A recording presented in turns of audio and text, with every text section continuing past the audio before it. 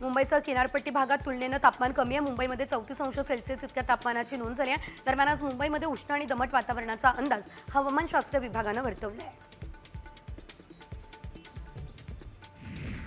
2 दिवसांपासून जालना जिल्ह्यातील तापमानाचा पारा 41° पार झालाय। पुढील काळात तापमानात अजून वाढ होणार असल्यानं आता आरोग्य विभागाकडून दक्षता घेतली जाते। तापमानाचा चढता क्रम मे महिन्याच्या पहिल्या आठवड्यापर्यंत राहणार आहे, त्यामुळे आरोग्य विभाग अलर्ट मोडवरती गेला आहे। यवतमाळ जिल्ह्यामध्ये तापमानानं 42°C आकडा ओलांडलाय। वाढत्या उन्हामुळे आता नागरिकांना दुपारी घराबाहेर पडणं अवघड झालेलं आहे, त्यांनी ते टाळलेलं आहे। नेहमी गजबजलेले रस्ते निर्मनुष्य दिसत आहे। वाढत्या उन्हाचा बाजारपेठेवर परिणाम झालाय। सायंकाळी उन्हाची तीव्रता कमी झाल्यानंतर बाजारपेठेत वर्दळ दिसते।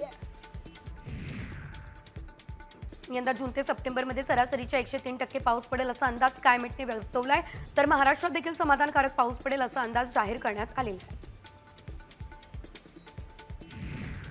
नंदुरबारमध्ये उष्माघाताची लाट आलेली आहे। काही दिवसांपूर्वी 40°C वर असलेलं तापमान आज ते 43.3° पोहोचलंय। एप्रिलच्या पहिल्याच आठवड्यामध्ये उन्हाच्या या रौद्र रूपामुळे नागरिक हैराण झाले।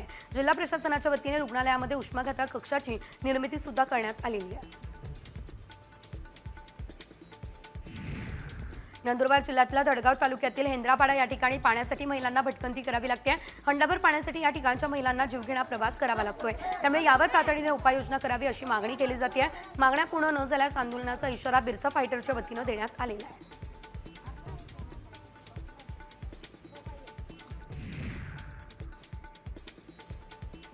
तांसा, भाचा, मोडकसागर या धरणांनी तळ गाठलेला आणि या धरणांमध्ये केवळ 33.57% पाणीसाठा शिल्लक आहे, त्यामुळे मुंबईमध्ये पाणी टंचाई जाणवते। भाचामधील राखीव पाण्यासाठी मुंबई महापालिकेने ही मागणी केलेली आहे।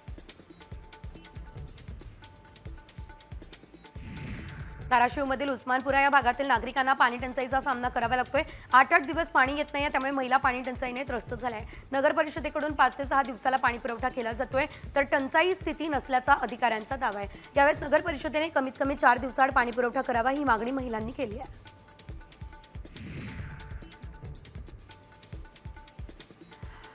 नांदेडमध्ये अवकाळी पाऊस, वारा आणि गारपिटीमुळे केळी पिकांचं नुकसान झालेलं आहे। प्रकरणी नगदी पिकं, केळी, पपई सारख्या पिकांना विम्याचं संरक्षण द्या अशी मागणी राजू शेट्टी यांनी केलेली आहे।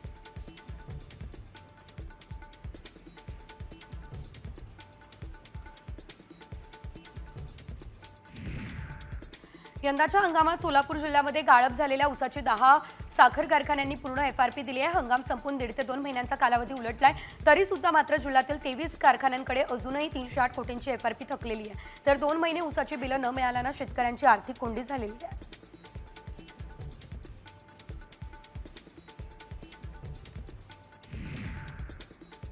कपाशीच्या बोगस बियाण्यांवरती नजर ठेवण्यासाठी 17 पथकांचं लक्ष असेल। खरीप हंगामाच्या पेरणीपूर्वी यवतमाळ जिल्ह्यामध्ये कपाशीच्या बोगस बियाणे येत असल्याचा कृषी विभागाला संशय आहे। जिल्ह्यामध्ये 17 पथकं कार्यान्वित सुद्धा करण्यात आलेली आहेत।